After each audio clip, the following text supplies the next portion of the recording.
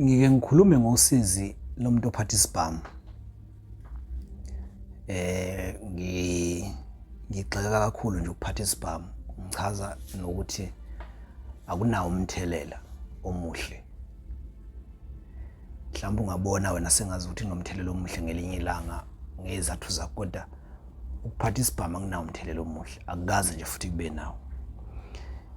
Ngike ngafonelwa ngenye insizwa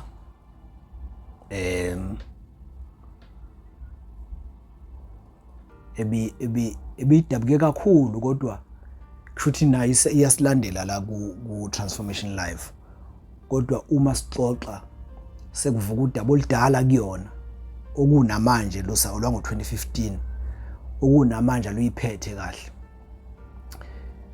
Lensizwe ithi bihlala lapha eBinoni, eGoli eBinoni, elokishini Kingsway. Kushuthi bihlala endlini yefamily yayo. Ithi lensizwa yaseMnambithi lapha.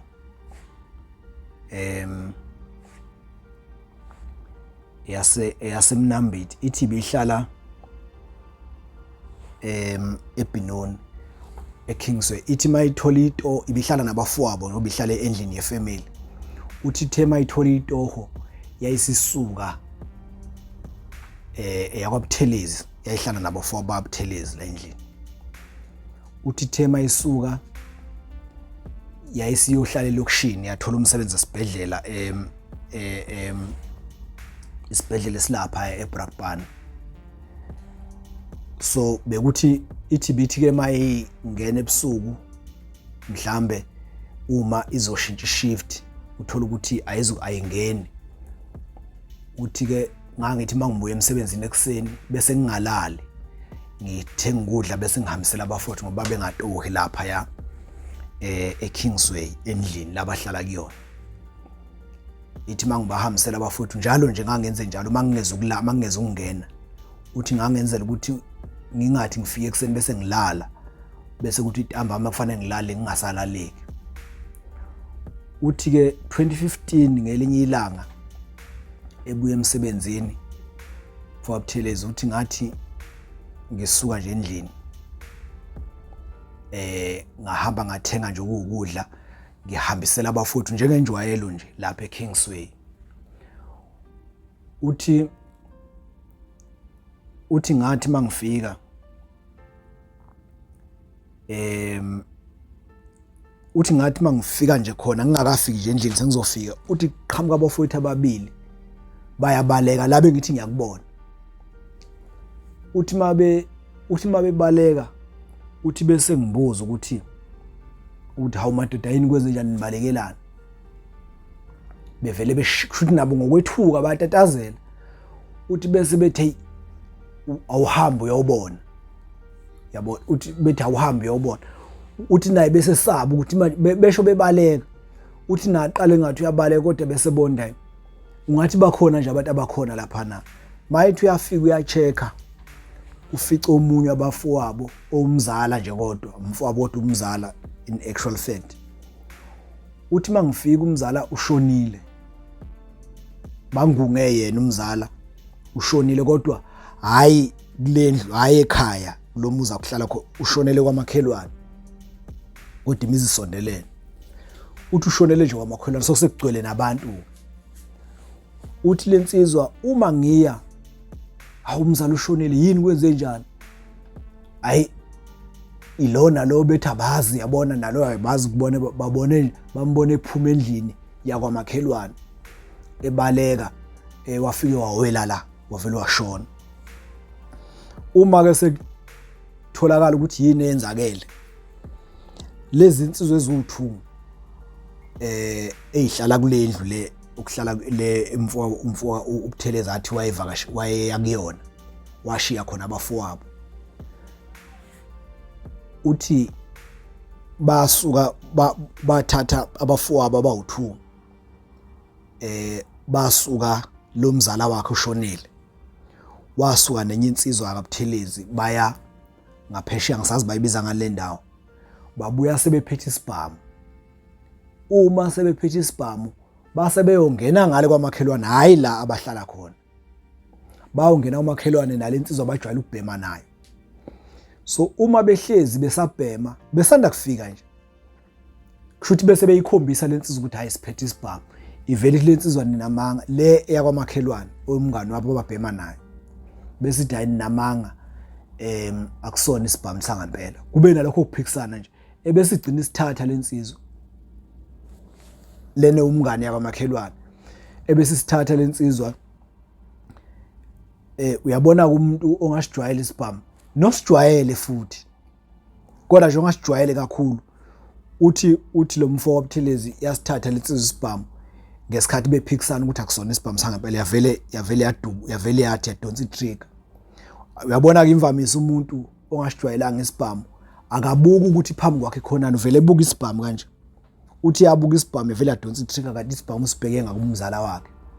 Yavele yangena la inhlamvu. Bathathu labantu endlini. Yangena la inhlamvu kumzala wakhe.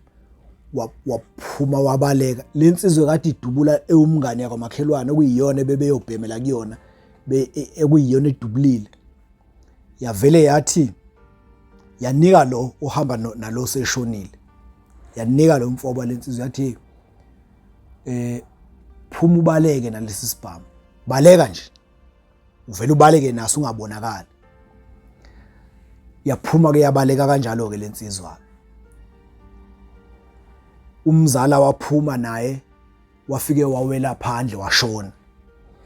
Kuze kube manje akaze kuboshwe umuntu kulelo cala. Uthi ke lensizwa njobe ngithinta nje ingibhalela njobe ithi akaze kuboshwe umuntu. Inhliziyo yayo ibhlungu kakhulu ngoba umzala wayo lo washonayo. Amaphoyisa athi ubufakazi abuhlangana. Mayekhuluma umseshi umseshi ngathi ngesikhathi sebeyothatha istatement kulensizwa kamakhelwane okuyiyona eyadubula. Ithi yona lensizwa mina ngazi ukuthi kwenzakalani ngoba laba ababili bafika kimi bevele bexabana bethethisana. Bafika kimi bevele bexabana bethethisana. Lo wadubula lo umufi ngesibhamu. Ayisasho ukuthi yiye yathatha isibhamu. Isilicala silikhomba kulo ophilayo. Lo okuyiyona yathi akabaleke nesibhamu. So amaphoyisa agcina ke itholile lensizwa eyabaleka nesibhamu.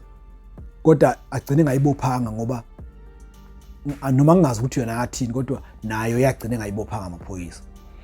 Kodwa lo wayesendlini ababeya kuyena beyomkhombisa lo okuyena ngempela wafika wathi isibhamu sangempela nilesi. Wathi mayidonsa itrigger vele yasenyameni kumzala kaButhelezi akaboshwanga yena istatement sakhe saba clean. Wavela wathi labantu baqhamuke kimi bexabana belokhu bexabana. Lo wavela wadubula lo ngesibhamu. Angazi ukuthi kwagcina ngaboshwanga umuntu kanjani. Kukhona nje esinye isigameko iyakhuluma ngaso lensizwa kodwa into ebeyifuna ukuyiveza usizi lokuphatha lo muntu ophatha isibhamu. Uma sisuke sikhuluma uyazi lapha ngakithi nje lapha ngakithi kwaDabhazi kunensizwa eboshiwe kumanje. Insizwa nje eyayiyinyanga ngeke ngisho ngegamba yazi ukuthi abangapha eyayiyinyanga nje eyayihlola ngendlela eyisimanga iqeqebula. Ngelinye ilanga nami nje ngake ngaya kuleyo nsizwa ngiphume ejele. Ngangisabahamba abathandazi. Abantu abahlola ngangisabahamba ngaleso sikhathi, it was 2015. Ngathi mangiphume ejele lensizwa afike ngangihamba nomama wengane. Ngathi mangingena nje kuyona lensizwa yavele yasho ingangazi yavele yasho ngena vele yathi hawu yathi ibhunga elihlaka kangaka belihlalele nejele beliboshelweni. Ayi ngavele ngamanga lo muntu wazi ngani ukuthi ngiboshiwe kade ngiboshiwe ngoba ngangisanda kuphuma impela ke lapho. Wavele wathi ibhunga elihlaka kangaka belihlale beliboshelweni. Ngamangala ukuthi hawu lensizwa yavele yasho nje kanje ngathi ngiyachaza athi hayi ungaqala uchaza. Yathi hayi ungachaza. Sakhuluma wayese wayese ethi ucela ukuthi umama wengane ethi ukuphuma kancane ufuna ukukhuluma nami nje khona afuna ukuyikhuluma nami specifically.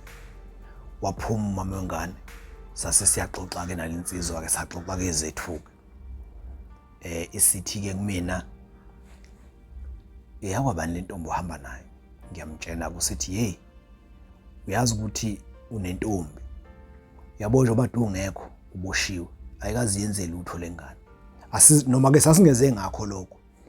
Usethi ke ngiyanidlulela nje uyazi njengoba ungekho uboshiwe lengane ayikazi yenze lutho. Umfazi lo uma usulobola afuna uthathe yena lo mfazi njengoba uboshiwe nje ungekho akazenze lutho. Ngiyambona lokho ahlala ngentombi uqala uboshwa uze waphuma.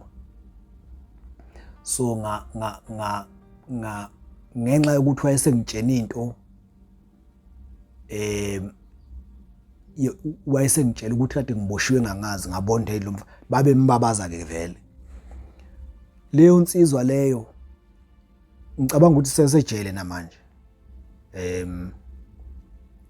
Noma nginayisho ukuthi noma kungenayisho ukuthi yagwetshwa isikhathi esingakanani kodwa ngikaze ngizwe ngoba angiyena umuntu wakude kakhulu nalapho angikaze ngizwe ukuthi iphumile. Lensizwa yathi ise eMaphophoma emfuleni eMaphophoma bewasha imoto. Bewasha nje imoto. Angazi isibhamu yayisenzani. Isibhamu yayisenzani. Iyasithinta savele yona le ngithi yahlola izinyanga kwakugcwala kuyo ukuthi angazi isibhamu yayisenzani. Kuthiwa yavele yathi yasithinta isibhamu savele saqhuma yaphuma inhlavu sangena komunye umfana ababezowasha na imoto la. Wavele washona lo mfana. Yagwetshwa leyo nsizwa leyo yagwetshela lelo cala. Awucabange nje umuntu wayenesiphiwe esinjeya uyahamba uyowasha imoto emqondweni wakhe mayeqeda ukuwasha imoto khona labazoya khona but ngenxa ukuthi sekuvele lesi sigameko sokuthi sekufa umuntu ngesibhamu nje esingazi njalo ukuthi besiyokwenzana ngesibhamu nje. So ngiyayithanda le ukuyikhuluma leyo sizi lomuntu ophatha isibhamu. Sengikhulume kakhulu kodwa ngiyathanda ukuthi ngiphinde ngiyiphinde noma yinini ngisho ngamenywa kuphi emasontweni ngifike ngiyikhulume ngoba khona abafundisi abanezibhamu. Mina ke ngiyaye ngithi kunabantu abayebethi no isibhamu ngisithengele ukuyivikela or uyivikela kuphi uyivikela kuphi ethi umuntu ayanginazitha kodwa ngenzela ukuthi mhla kwanezitha which is wrong. Awukahle nje mina sengingathenga isibhamu ngithi ngiyithengele ngivikelwa yini njengamanje uba ngingenazo yini ngivikela ngoba ngingenazo. Unfortunately kukhona ke ezinye insizwa nje basikhuluma nje eziseyimeni ezisesimeni sokuthi ayithola isibhamu ngenxa yengcuphe yempilo yazo. Kulabo ke ayikho into ongayisho ayizwe njengoba sikhuluma nje khona umuntu osifuna isibhamu ufuna ukuba naso kodwa isibhamu sinosizi ongeke uzulumele uma sekufanele ulumele usizi olulethwa ukuthi nje unesibhamu. Thank you.